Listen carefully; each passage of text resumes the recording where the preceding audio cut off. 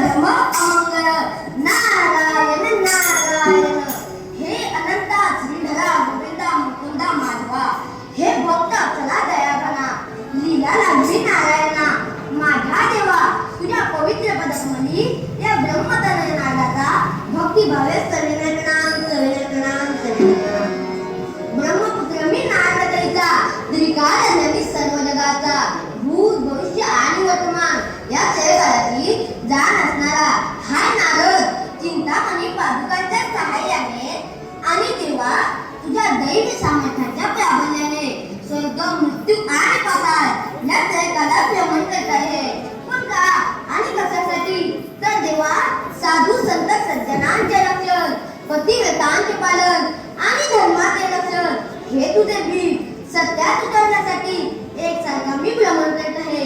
पण तेव्हा नारायणा ज्यांच्या ठाई पुण्यसंचयाचा ऱ्हास होऊ लागतो ना आणि पापाचरणाची सुरुवात होऊ लागते ना, असे लोक मला वेगवेगळी सूचने देतात। पण विश्वशांतीच्या परम सुखासाठी आणि धर्माच्या रक्षणासाठी ती सारी भूषणे मी भूषणे समजून अविरत कार्य करत आहे। पण हे मानवा जन्ममरणाचा 84 लक्ष फेरा पूर्ण करून मिळालेला हा मानवी देह जर का सार्थकी लावायचा असेल ना, तर फक्त एकच मार्ग आणि तो मार्ग म्हणजे भक्ती मार्ग होय। कारण भक्तीशिवाय सद्गती नाही, सद्गतीशिवाय स्वर्गप्राप्ती नाही आणि स्वर्गप्राप्तीशिवाय अंतिम मोक्ष नाही। लक्षात ठेवा, साहस संयम आणि सदाचार हे तर साधू संत सज्जनांचे सौंदर्य आहे। स्वहित करता करता तुमच्या हृदयी दान दया आणि धर्म यांचा दीप सदैव ठेवा। प्रेम प्रामाणिकपणा आणि परोपकार यांचे पालन तंतोतंत करा, म्हणजे माझ्या नारायणाची कृपादृष्टी सदैव तुमच्या पृष्ठभागी राहील। माणसाने माणसाशी माणसाप्रमाणे वागले पाहिजे, कारण देवाचे दिव्यत्व, धर्माची धार्मिकता आणि माणसाची माणुसकी या त्रिवेणी संगमाचा अर्थ माणूसच्या प्रेरणेतून केला आहे। पण हे मानवा येताना तू तुझ्या बरोबर का आणलेस आणि जाताना तू तुझ्या बरोबर का नेणार आहेस? अरे इथे हाती तू आला आहेस आणि इथे हाती तुला फिरायचं आहे। जीवनभर तू केलेले पूर्ण कर्म तुला शेवटी जाणार आहे।